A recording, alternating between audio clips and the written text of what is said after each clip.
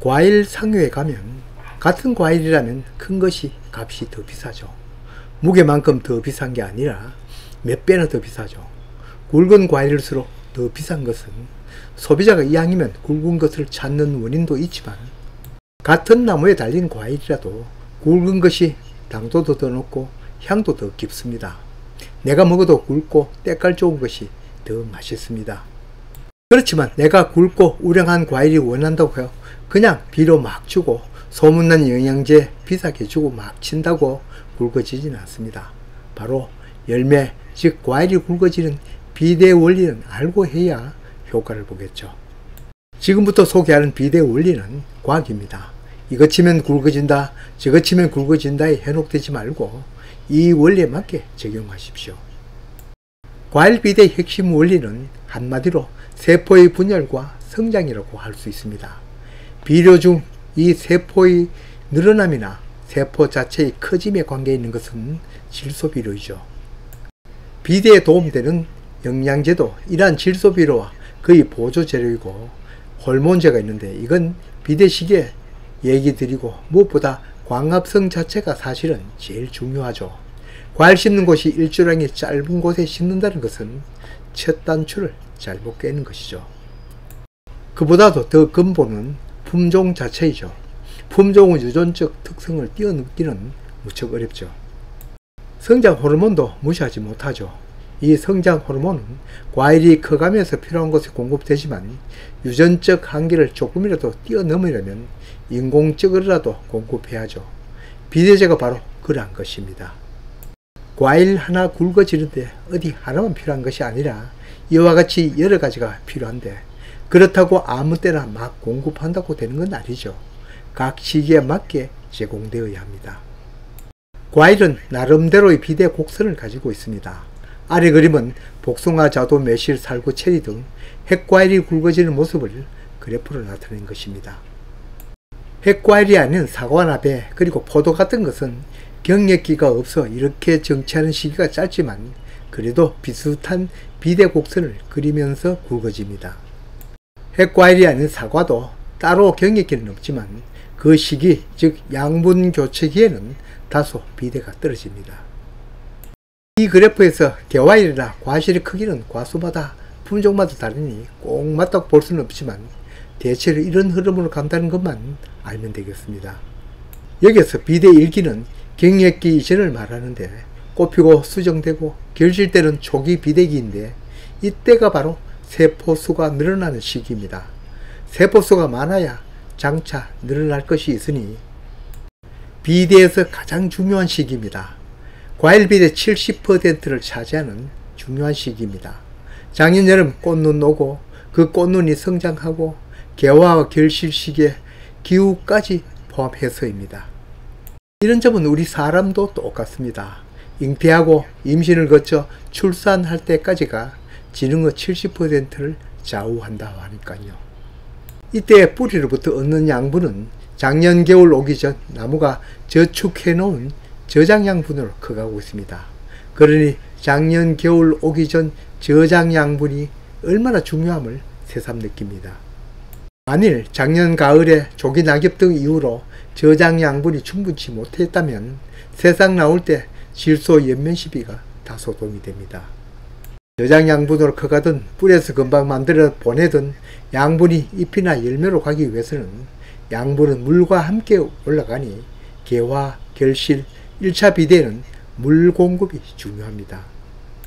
이 공급된 물은 세잎에서 광합성을 할 때도 필요하죠. 광합성은 이산화탄소와 뿌리에서 올라온 물을 원료로 해서 햇빛 에너지를 만들어내는 것은 모두가 아는 사실이죠.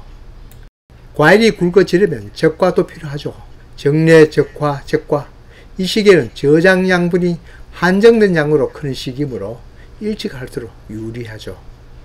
만일 적과를 할 때 결과지와 가대지 간격을 생각하면 하겠지만 같은 위치의 과일을 남겨두더라도 1번 세로의 길이가 긴 것을 남겨야 우량한 과일을 얻을 수 있습니다. 열매는 일단 세로로 먼저 커지고 다음 가로로 커집니다. 다음은 경력기입니다. 이 경력기는 경력을 만드는, 즉 내실을 다지는 시기입니다. 속에 든 씨앗이 단단해지는 시기란 뜻입니다. 겉으로 드러난 비대 성장은 둔한 시기입니다. 과일 속 그 씨앗이 생기고 그 안에 알맹이 종자에 해당하는 배가 생기는 시기입니다. 이 시기는 과일 품종에 따라 다른데 보통 6월경입니다. 그전에는 결실되고 하루가 다르게 크던 놈들이 이때는 정체를 합니다. 이때 과일이 크지 않는다고 있는 영양제 없는 영양제 자꾸 주면 해칼현상이 일어나는 등 부작용이 생깁니다. 해칼현상이란 이 단단해진 속에 씨앗이 갈라지는 현상을 말합니다. 이런 현상은 수분 과다로 양분이 과잉 흡수되어도 마찬가지입니다.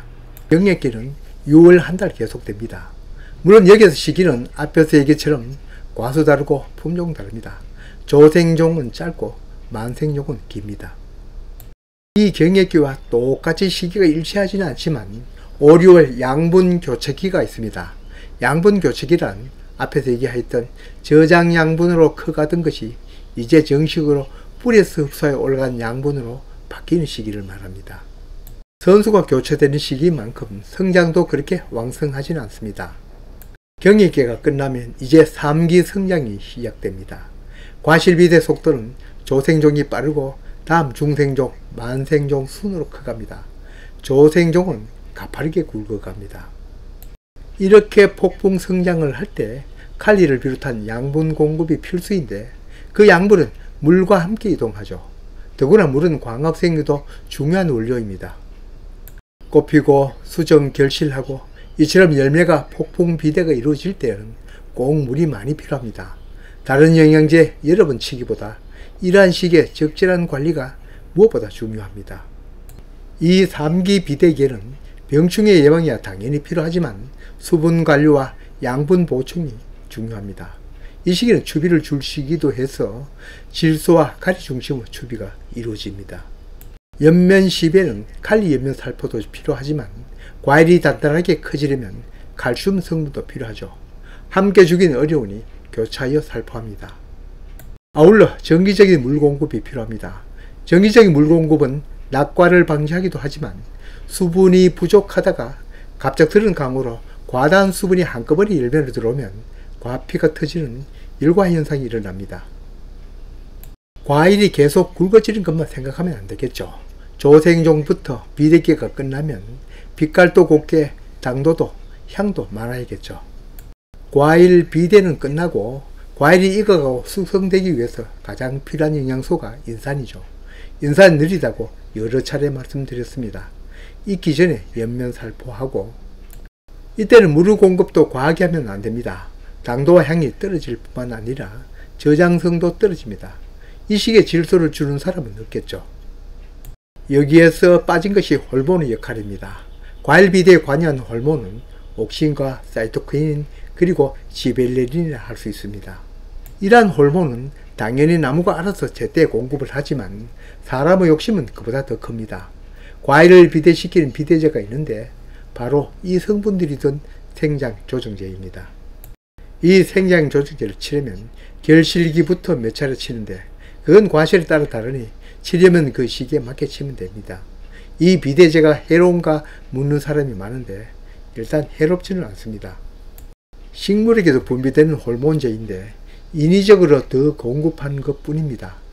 과일마다 쓰이는 비대제는 약간씩 다르나 주로 지벨렐린과 사이토키닌 성분입니다. 정리하면 내가 키우는 과일나무의 비대 곡선을 대략이라도 생각하고 그때만의 영양 공급과 관리가 필요합니다. 그 시기에 필요한 관리를 못하게 되면 그만큼 우량 과일을 얻기 어렵죠.